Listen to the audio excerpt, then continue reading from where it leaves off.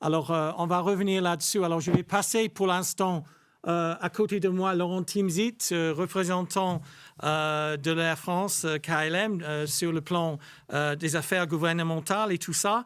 Et Laurent, alors, on a entendu les perspectives un peu de tout le monde, mais vous pouvez, dans cette question, fournir le point de vue d'une compagnie aérienne mondiale qui a des opérations dans beaucoup de pays à travers le monde.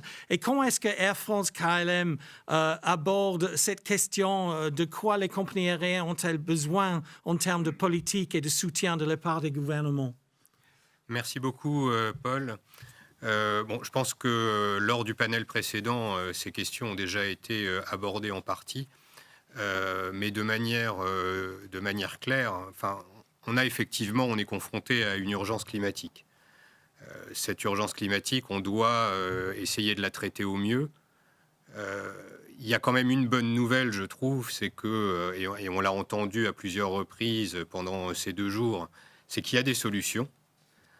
Il y a des solutions qui fonctionnent pour découpler la croissance du transport aérien de la croissance des émissions.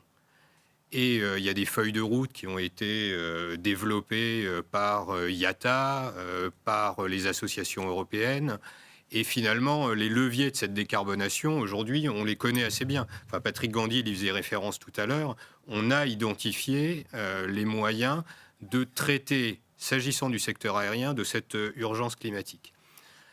Donc, il y a les carburants alternatifs durables, il y a les avions verts, enfin avions à hydrogène, il y a l'amélioration des opérations aériennes. Donc, on sait sur quoi on doit travailler. Après, la véritable question, c'est est-ce qu'on est capable d'y travailler globalement ? Et notre crainte, en tant que compagnie aérienne opérant dans différentes parties du monde, c'est de se retrouver dans une situation où finalement, chacun des régulateurs va aller avancer ses propres solutions qui ne seront pas nécessairement coordonnées, qui se superposeront et qui conduiront, au-delà de la question de l'efficacité qu'on peut se poser de mesures qui ne soient pas coordonnées entre les différents régulateurs, à des distorsions de concurrence. Et ça, naturellement, en tant qu'opérateur aérien, nous y sommes extrêmement sensibles. Si la révision du cadre réglementaire doit nous entraîner vers des phénomènes de fuite de carbone, finalement, ce ne sera pas bon pour l'environnement puisque les émissions ne seront pas réduites. Et en revanche, il y a certaines compagnies qui s'y retrouveront peut-être, et puis certains pays et certaines compagnies qui ne s'y retrouveront pas.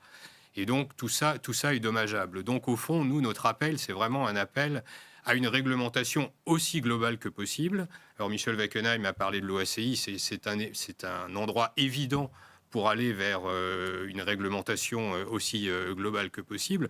Mais au-delà de ça, il est extrêmement important que les régulateurs de par le monde se coordonnent leur action, et finalement se retrouvent, je pense, autour des idées ou des feuilles de route qui commencent à émerger aujourd'hui. Donc c'est vraiment maintenant une question, à mon sens, de mise en musique. Alors c'est très compliqué, c'est très difficile, mais c'est nécessaire. Et au-delà de ça, naturellement, peut-être le dernier message en tant que compagnie aérienne globale, c'est que les mécanismes de marché, c'est très bien. Mais pour moi, les mécanismes de marché, ça devrait être du dernier ressort. C'est si vraiment, avec les autres solutions, on n'arrive pas à décarboner le transport aérien, alors ça peut venir apporter la dernière pierre. Mais commencer à raisonner mécanisme de marché avant le reste, à mon avis, est une mauvaise solution. Voilà, Paul, ce que je pouvais dire sur ce premier point. OK, une perspective très intéressante et je crois que tout à fait en ligne avec ce qu'on a entendu dans la première table ronde.